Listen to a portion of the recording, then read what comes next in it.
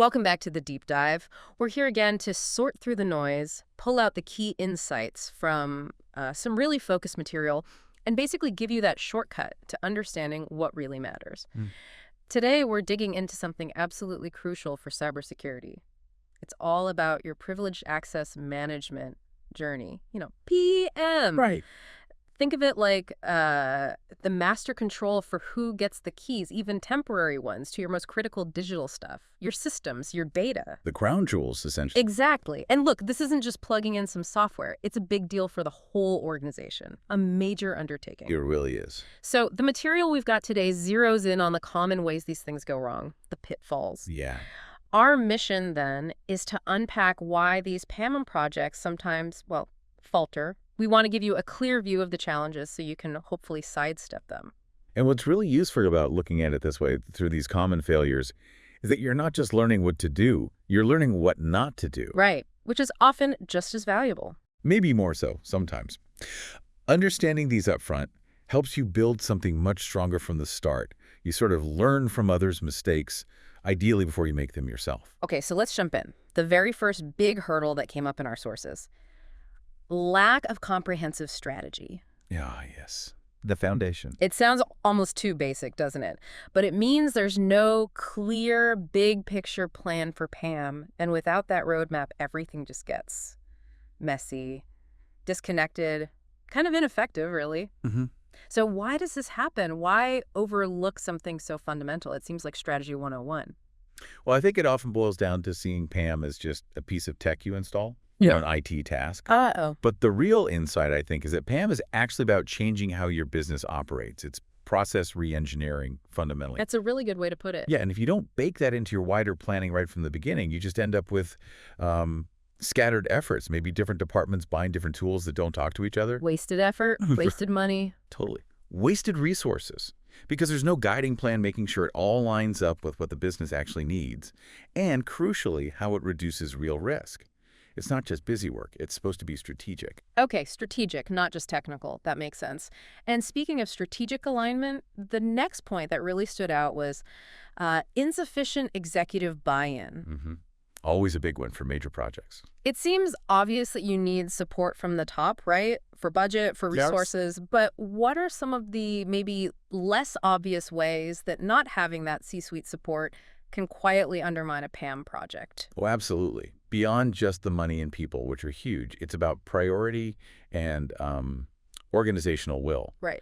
If the top leadership isn't visibly backing it, PAM can easily get pushed down the list. It gets treated like, oh, that's just an IT security thing we have to do, a cost center. Instead of an asset. Exactly. Instead of a strategic investment that protects the entire business and reduces serious risk.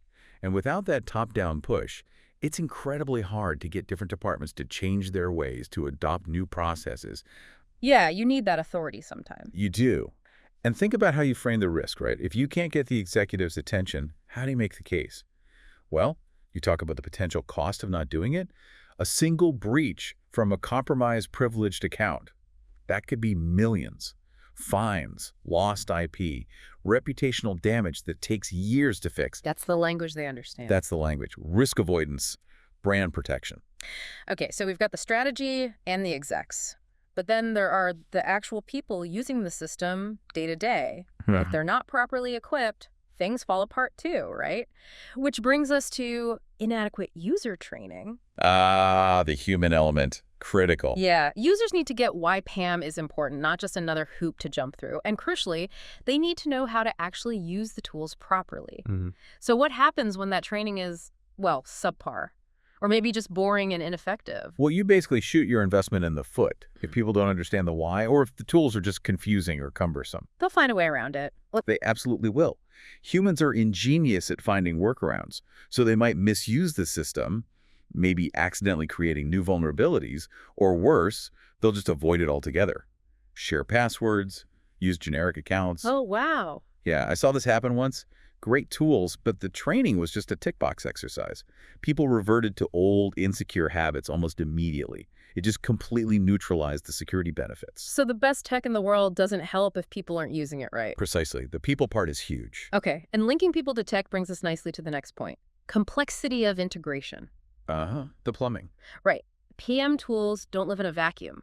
They have to connect smoothly with all your other existing systems, identity management, ticketing, servers, you name it. It's a complex web. It really is. So when that integration gets difficult or messy, what are the sort of real-world problems organizations run into? Maybe things they didn't see coming. Well, the immediate hit is often operational disruption. Things slow down, workflows break. That's often underestimated. Right, the day-to-day friction. Exactly. But the bigger security risk is that if the PAM tool isn't talking properly to everything else, it gets really hard to enforce your access rules consistently across the board. Gaps appear. Gaps appear. Yeah. Cracks in the armor. And attackers are very good at finding those gaps. What's fascinating is sometimes implementing the tool itself is the easier part. Getting it to actually orchestrate smoothly with your whole environment, that can be the real heavy lifting. That orchestration piece, yeah, that's key. Okay, let's shift a bit now to keeping things running well over time. Ongoing vigilance. First up here is neglecting regular audits. Can't set it and forget it. Definitely not. The material we looked at was clear. Regular audits are non-negotiable. So what are the specific dangers if an organization gets sloppy with auditing its PAM setup? Audits are basically your main way of checking if your policies are actually being followed and if your controls are working as intended. Your reality check. Exactly your reality check. If you don't do them consistently, you just won't know if things have drifted. Policies aren't being enforced. Maybe new systems were added without proper controls. Old access rights weren't revoked. Vulnerabilities creep in unnoticed. Precisely. And they can sit there for ages just waiting to be exploited.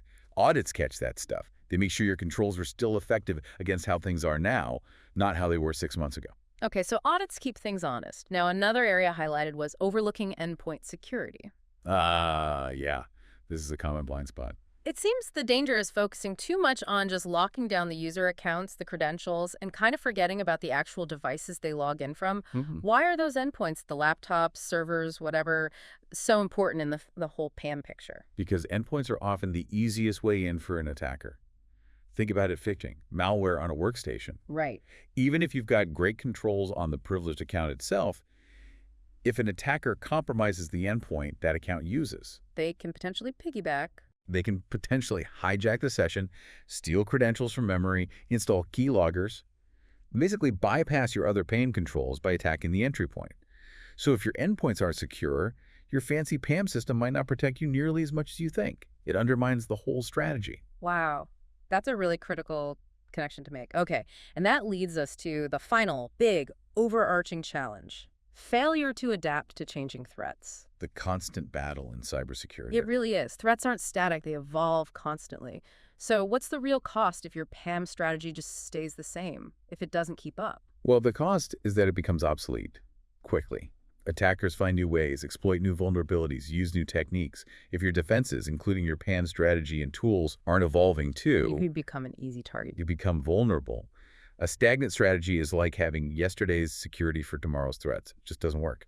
Cybersecurity is all about continuous adaptation, which raises a fundamental question. Yeah. If your strategy isn't evolving, is it even really a strategy anymore? Or is it just a snapshot of a past moment, already out of date? That's a really sharp point. A living document, or it's effectively useless over time. Exactly. Okay, so let's recap quickly. We've unpacked these 7 key areas where PAM journeys can stumble. Lack of strategy, not enough executive buy-in, poor user training, integration headaches, skipping regular audits, forgetting about endpoints, and failing to adapt. Covers the big ones. What really comes through from the sources is that avoiding these pitfalls takes, well, a strategic mindset, real commitment over time, and that constant cycle of improvement. It's the only way to truly protect those critical assets. So for you listening, hopefully this gives you a kind of checklist, things to really watch out for in your own organization. Absolutely. And maybe one final thought to leave people with, building on that idea of evolution. Consider this. If PAM truly is a journey, not just a project with an end date, how does really internalizing that shift your whole approach? How does it change how you look at every one of these potential failures we talked about? Maybe they stop looking like failures waiting to happen and start looking like continuous chances to learn, adapt, and actually strengthen your security posture along the way.